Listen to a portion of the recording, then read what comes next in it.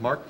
Men, men, men, men, manly men, men, men, men, men, men, men, manly men, men, men. Men, men, men, men, manly men. Ooh. Men, men, men, men, manly men, men, men, men, men, men, men, manly men, men, men. Well, Two and a Half Men is about the conflict between two brothers who've really let each other slip out of their lives and are suddenly thrust back together. How did you get in my house? With a child, with my son, played by Angus T. Jones. I'm a babe magnet.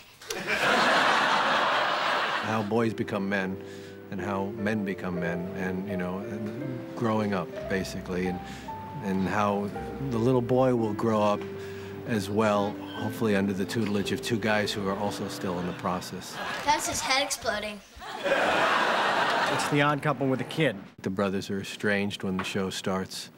You know, they're trying to live very different lives as a result of the way they were raised. Alan, the divan is not for sitting. Charlie, get off the couch. They haven't spent a lot of time over the past decade. I don't recognize his son's name. This could just destroy Jake. Jake? My son. And so that tells you immediately that they just don't, there's not a lot of contact. There's a lot of friction.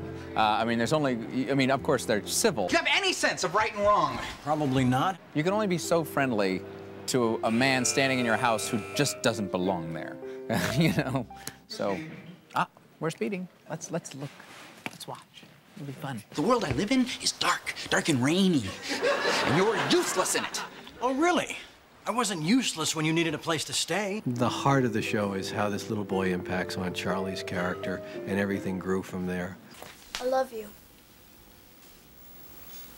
Our relationship is immediately that of equals. Well, if it makes you feel any better, you want $80 on that last hand? 85.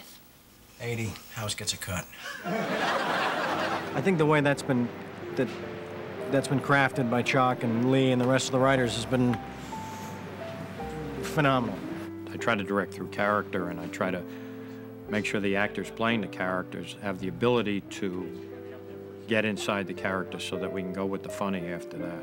What I love about the show is that Charlie's character is so unflappable. You know, he's got this ridiculous mother and this ridiculous brother and this kid just in his life all of a sudden, and he just sort of goes with it. This is who I am. I make a lot of money for doing very little work. He sleeps with beautiful women that don't ask about his feelings. I drive a Jag, I live at the beach, and sometimes I like to make myself a big pitcher of margaritas and take a nap out on the sun deck. I think what's extraordinary is that this child, his brother's kid, delivers that something more, or the hope for that something more. Are you saying you want me to come back and live with you? Well, truthfully, no. I want Jake to come back and live with me, but I figure you're a package deal. There are parts of my character that have been repressed. Alan, sometimes when I think about coming home to you, I start crying in my car. Okay, that would probably go on the don't side. And I think that she's sick of her repression and ready to kind of dabble. Alan, I think I'm gay. Alan complains at one point that he's described as rigid and inflexible, and he says, well... Don't you think that's a little redundant? So he's that guy. I think that the comic possibilities of a young child being raised by these two men who are opposing factors, by this grandma who's extraordinary and, you know, very colorful. I love you too, Ma. Too little, too late. I think that's really a delicious thing to set out. It started when Charlie said yes to the script. First of all, I was thrilled when, you know, they said, oh, you're going to be auditioning for a show with Charlie Sheen. I said, oh, great. And then, you know, the addition of Cryer was a miracle. John, as an actor, is so good and so smart and so quick. He's brought my game up a whole different level. It was my feeling that we had to get hit by lightning and find a little boy who was extraordinary, otherwise it simply wouldn't work. The casting director brought him in, and that was it. We were done. We didn't look at a second kid. He's magical. He's a really special little boy. I just want to say, Angus farted. That's all I'm going to say. No, you farted. No. Angus farted. No, you farted. No.